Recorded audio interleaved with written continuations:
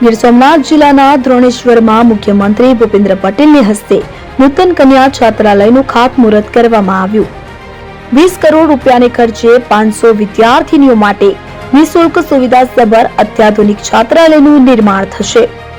એસજીવીપીએ જ્ઞાન વારસાને ગુરુકુળ પરંપરાના માધ્યમથી આગવો ઓપ આપ્યો છે। વિરાસતની જાળવણી સાથે ઉત્તમ ચારિત્ર્ય ઘડતરનું રાજ્ય સરકારનું ધ્યેય પણ છે તેવું મુખ્યમંત્રીએ જણાવ્યું હતું। સંતો મહંતો અને અગ્રણીઓ ઉદ્યોગપતિઓ સહિત મહાનુભાવોની પ્રેરક ઉપસ્થિતિ આ કાર્યક્રમમાં રહી હતી। ગીર સોમનાથ જિલ્લાના ગીરગઢડા તાલુકાના નયનરમ્ય સ્થળ દ્રોણેશ્વરમાં સંસ્કૃતિ, સંસ્કાર, સદવિદ્યાના ત્રિવેણી સંગમ એવા એસજીવીપી ગુરુકુળ ખાતે શિલાન્યાસ સંપન્ન થયો હતો। મુખ્યમંત્રી ભૂપેન્દ્રભાઈ પટેલે સભા સંબોધતા જણાવ્યું હતું કે દરેક સમસ્યાનું સમાધાન જ્ઞાન છે। જીવન વ્યવહારના તમામ પ્રશ્નોનો ઉકેલ શિક્ષણ દ્વારા આવી શકે છે। સ્વામિનારાયણ ગુરુકુળ દ્વારા ગીરગઢડાના અંતરિયાળ વિસ્તારમાં દીકરીઓ માટેનું છાત્રાલય બનાવવા માટેનું કદમ નવા અધ્યાયની શરૂઆત સમાન છે।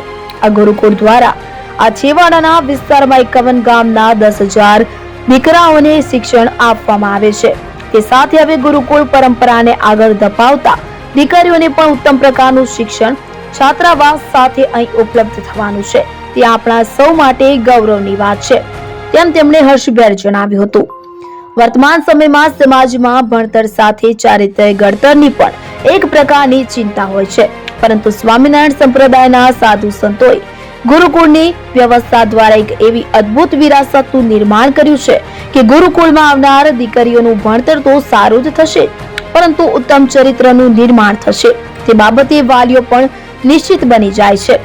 દ્રોણેશ્વર ગુરુકુળ ખાતે ભૂપેન્દ્રભાઈ પટેલે વધુમાં જણાવ્યું હતું કે વડાપ્રધાન નરેન્દ્રભાઈ મોદીએ કન્યા કેળવણી મહોત્સવ અને શાળા પ્રવેશોત્સવ જેવા માધ્યમો દ્વારા સમાજમાં દીકરીઓના ભણતરનું પ્રમાણ વધે તે માટે પ્રયાસ કર્યો હતો। તેમાં એક નવો આયામ ઉમેરાયો છે। સ્વામિનારાયણ ગુરુકુળ પરંપરામાં વડાપ્રધાનના વિકાસ બી વિરાસત બીના ધ્યેય મંત્રને પણ સાકાર થતો જોઈ શકાય છે તેમ જણાવી તેમણે દીકરીઓ માટે રાજ્ય સરકાર દ્વારા શરૂ કરવામાં આવેલ નમો સરસ્વતી અને નમો લક્ષ્મી યોજનાઓનો ઉલ્લેખ કરીને તેનો પણ મહત્તમ લાભ લેવા માટે અપીલ કરી હતી।